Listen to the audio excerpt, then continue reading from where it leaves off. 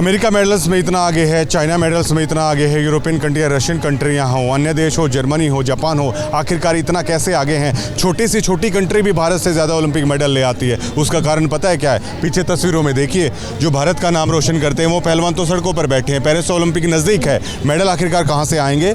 पहलवानों के न्याय के लिए अब यूथ आर्मी है वो जंतर मंतर पर मैदान में आ चुकी है।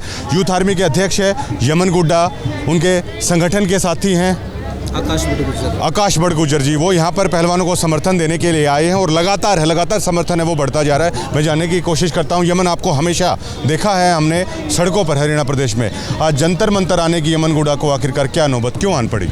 देखो भाई, मैं तो ये कहता हूँ यहाँ पर इसलिए आना पड़ा है, यहाँ पर हरियाणा की, इस देश की रीढ़ की हड्डी बैठी है भाई। देश की तो होती तो प्रधानमंत्री और ये अपने गृह मंत्री मोटा भाई सुनते इनकी, लेकिन मैं ये कहता हूँ ये हमारे हरियाणा की रीढ़ की हड्डी है भाई। और इनके हक और अधिकार के लिए चाहे किसी भी जंतर मंतर पर नहीं, पूरे देश को घेरना पड़ेगा ना, तो उनको भी घेर लेंगे। और भाई ये तो करीम है इस देश की, और इनके साथ इतना अन्याय हो रहा है। ये हमारी ये जो छोरी अड़ बैठी है ना, ये तो एक न्यूक्लियर है ना, झांसी रानी है, ये तो झांसी की रानी है। जो फिर एक बात, इनके साथ जब अत्याचार हो सकता है तो जो आम लड़कियां हैं वो कैसे सुरक्षित है?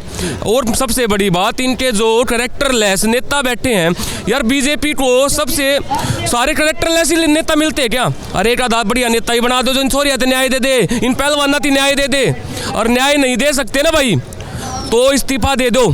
मैं ये नहीं कहूँ है ब्रजभूषण का इस्तीफा, मैं नहीं कहूँ अगर गृह मंत्री और मोदी जो न्याय नहीं दे सकता नहीं थी तो तुम भी इस्तीफा दे दो, क्योंकि गलत तो उन्हें तो कराया है। अब तक हटा देना चाहिए था वो बयान दे, मैं रिजाइन नहीं दूंगा। क्यों नहीं देगा भाई? अरे हमने उसका रिजाइन चाहिए कौन ना, हमने वो बर्खास्त चाहिए।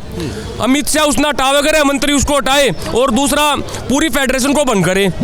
भाई मैं भी एक खिलाड़ी रहा हूँ, इनकी तरह ओलंपिक तो नहीं खेल पाए, लेकिन नेशनल तो हमने भी जीती थी बॉक्सिंग गेम में। हमें पता है कि एक दिन का महत्व 8-8, 9-9 घंटे मेहनत करनी पड़ती है। और आज ये अपनी मेहनत न छोड़कर अड़े बैठे हैं। क्यों भाई? किसकी वजह से बैठे हैं?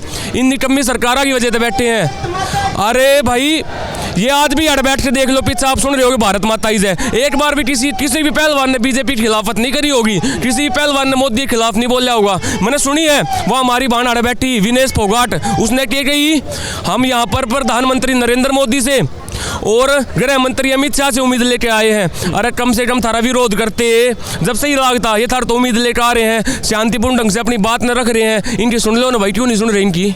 आप बेहद गुस्से में नजर आ रहे हैं इस मामले को लेकर। भाई गुस्सा तो है, चूंकि पेरिस ओलंपिक आ रहे हैं।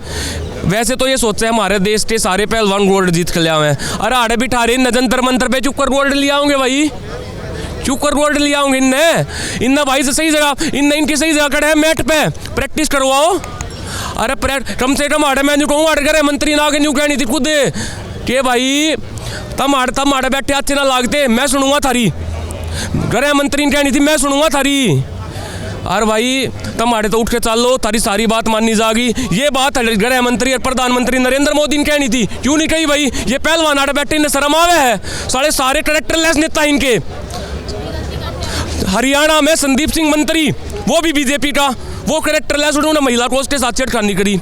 याड़े सब हमारी बाण बैठी हुआ विनेश फोगाट और बैठे के चाह भाई, ये सारे कैरेक्टरलेस हैं इनके नेता। मैं तो कुल ले आम कहूँ भाई, घेर लो जेल में, घेर लो कितने घेर लो, इनके साथ खड़े हैं। जरूरत पड़ी ना, अगर प्रोटेस्ट बढ़ाना पड़े तो पूरे हरियाणा में बंद कर लेंगे। हमारा पूरा संगठन यूथ आर्मी, पूरा हमारी संगठन और सारे हरियाणा के युवा इनके साथ खड़े हैं, क्योंकि ये हमारे प्रदेश की और हमारे देश की रीढ़ की हड्डी है, करीम है हमारे देश की। क्योंकि सबसे ज़्यादा पहलवान हरियाणा तो उठ रहा है भाई, 100 में से 90 पहलवान हरियाणा के होते हैं। यहाँ बैठे सारे पहलवान हमारे प्रदेश के, हमारे देश के हैं। इन तो भाई न्याय देना चाहिए, अगर न्याय नहीं मिला तो किसी भी हद तक जाने को तैयार है। बिल्कुल, ये वो गुस्सा है जो युवा हैं वो जाहिर कर रहे हैं, दिल्ली के जंतर मंतर से पूरे देश को बता रहे हैं, सत्ता को बता रहे हैं कि आखिरकार क्यों हो रहा है ऐसा उनके चैंपियंस के साथ। आप क्या कहना चाहेंगे?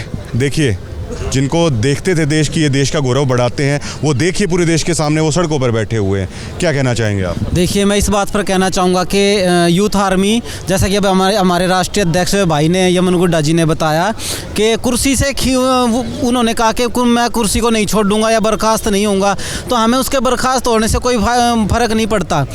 बर्खास्त सरकार करे या ना करे, हम उसको कुर्सी से खुद ही खींच लेंगे। अगर बीजेपी सरकार ने हमारे इन पहलवान भाइयों के साथ अगर न्याय नहीं किया, हमारी बहन बेटियों की आबरू को अगर उन्होंने बचाने का काम नहीं किया, तो पहली बात हम मानेंगे कि बेटी पढ़ाओ और बेटी बचाओ का जो नारा है वो उनका झूठा है, और ये जुमलेबाज हमेशा से ही रहे हैं। और जैसा कि मैंने अभी कुछ दिन पहले भी मैंने एक इंटरव्यू में बताया था कि इनके अंदर इस तरह की कलाकारी हर मिनट में निकल के आती है। तो जैसा कि पिछली वीडियो में बताया, अभी देख लो आप, जंतर मंतर में मैं आपके सामने खड़ा हूँ और इनकी एक और कलाकारी उभर के आ गई। अभी थोड़ा और कहीं तो 1-2 दिन में देख लेना, इनकी फिर कल को कोई कलाकारी उभर के आ जाएगी। तो इनका बर्खास्त होने से क्या है कि अगर ये बर्खास्त नहीं करेंगे तो जनता में इतनी ताकत है कि वो खुद इनको कुर्सी से खींच लेगी और इनकी ऐसी पैंट उतारने का काम करेगी कि ये कहीं पे फिर बैठने के लायक भी नहीं रहेंगे। बिल्कुल बिल्कुल, ये गुस्सा है जो जाहिर किया जा रहा है दिल्ली के जंतर मंतर से, और ये गुस्सा वाकई में जायज़ दिखाई देता है, क्योंकि ये लोग कह रहे हैं कि आखिर क्यों चैंपियंस है वो सड़कों पर बैठे हैं, और लगातार जन समर्थन है वो लगातार बढ़ता जा रहा है। लगातार हैं, चाहे सोशल एक्टिविस्ट हों, सामाजिक संस्थाएं हों, खाप हों, अन्य सामाजिक संगठन वो लगातार आ रहे हैं और लगातार है वो चेता रहे हैं कि देखिए भारत देश में क्या हो रहा है, देखिए पहलवानों के साथ क्या हो रहा है, देखिए जो ओलंपिक में मेडल्स लेके आते हैं, जो देश का नाम रोशन करते हैं, आखिरकार उनके साथ ऐसा क्यों हो रहा है। ये उन सवालों का जवाब है जब आप पूछते हैं कि भारत आखिरकार ओलंपिक में ज़्यादा पदक क्यों नहीं ले पाता है।